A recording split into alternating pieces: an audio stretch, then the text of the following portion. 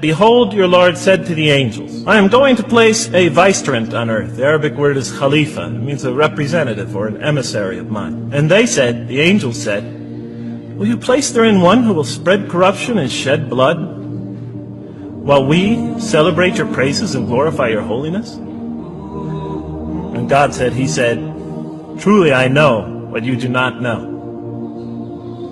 See, that's the verse that hooked me. That's the verse that caught my attention. That's the one that kept on making me read the story again and again and again. Because listen to the way it begins. Behold, your Lord said to the angels, I am going to place a representative of mine on earth, a vicegerent of mine, an emissary, one who acts on my behalf. I thought, that's not the way it goes. You're not supposed to be placing man on the earth in some positive role. You place man on earth as a punishment for his sin.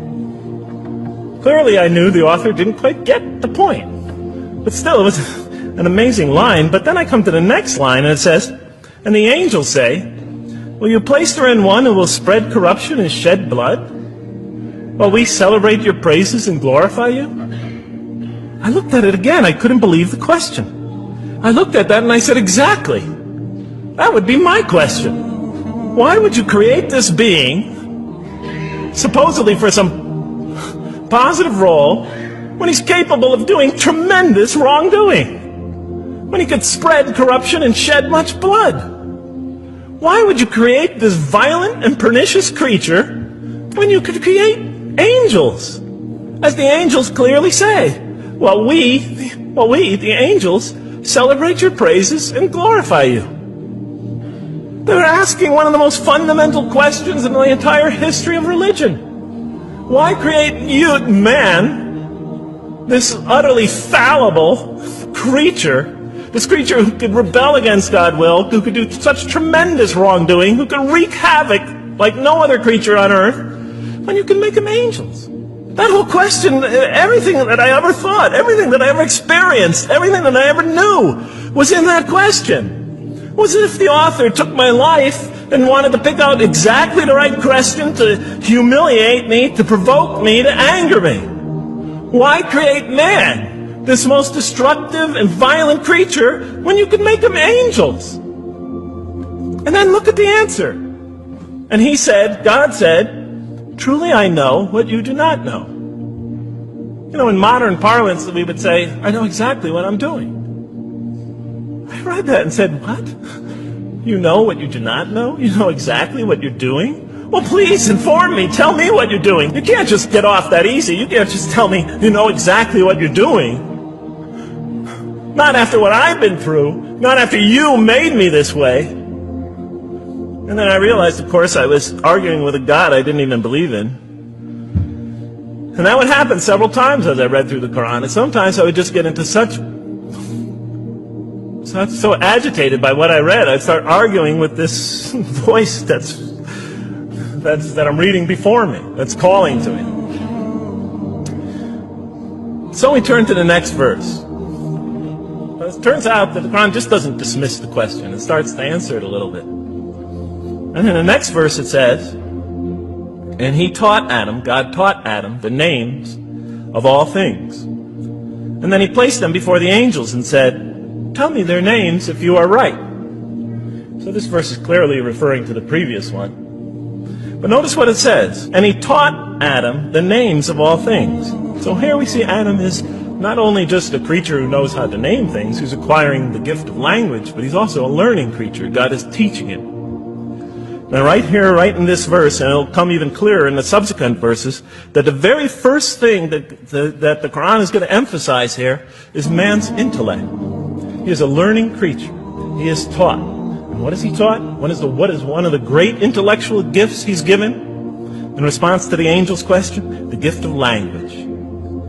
Because through language, mankind can not only learn, but he could learn things not only through his own experience, but he could learn things that other people have experienced of times and places that are hundreds, thousands of years and miles separated from him. And so that all our knowledge becomes cumulative.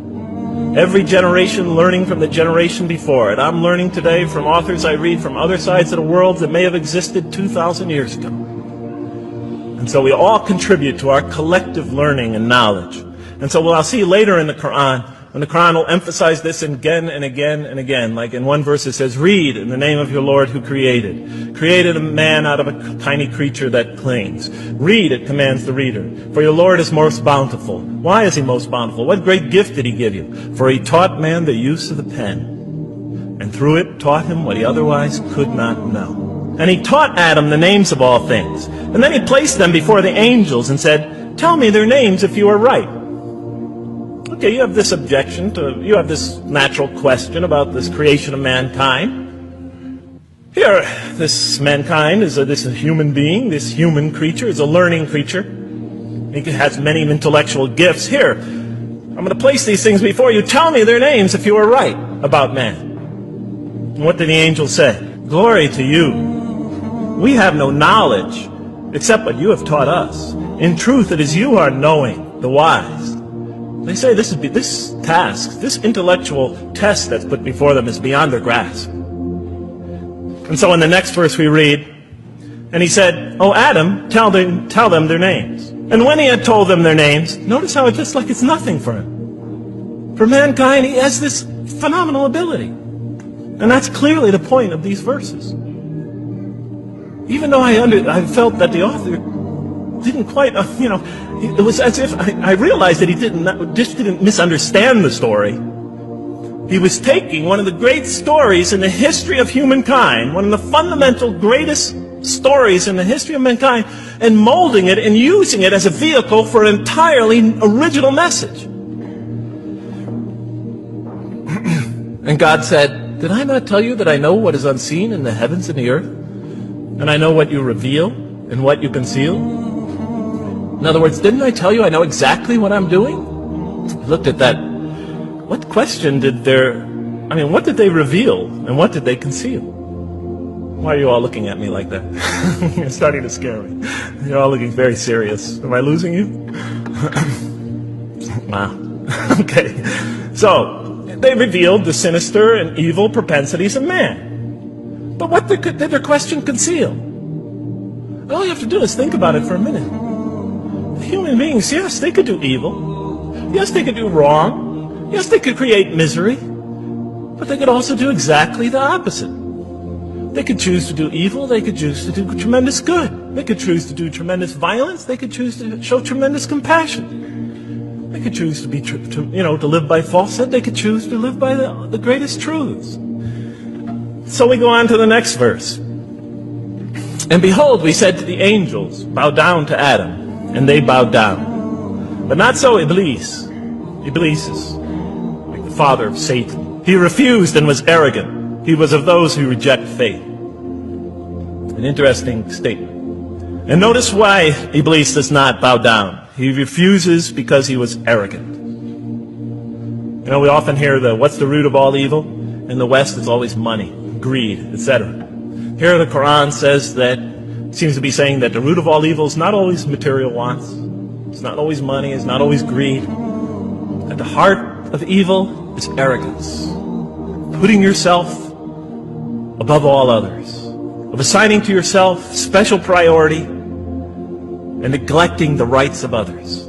O Adam, dwell you and your spouse in the garden and eat freely thereof what you wish. But come not near this tree, for you will be among wrongdoers. Then they make the mistake. But Satan caused them to slip and expelled them from the state in which they were. And we said, go all you down, some of you being enemies of others, will be adversaries of others. Some of you will be adversaries of each other, and on earth will be your dwelling place and provision for a time. Let's go back from where we started. First, mankind is being taught. We see he's an intellectual being. Then we show he's a moral being. Moral being means he's a being that's going to have to make choices. And then God gives him this choice. It's not a huge deal. It's not the gravest sin in the history of humanity by any means. It's minor by any standards. They make it, though. We see that God originally intended to put man on earth as his vicegerent. When does God finally put him on earth? What signals that he's ready to begin? He makes his first independent choice. It's not the worst deed in the history of humanity. It's minor on anybody's scale. But it shows that mankind is ready to act on his own.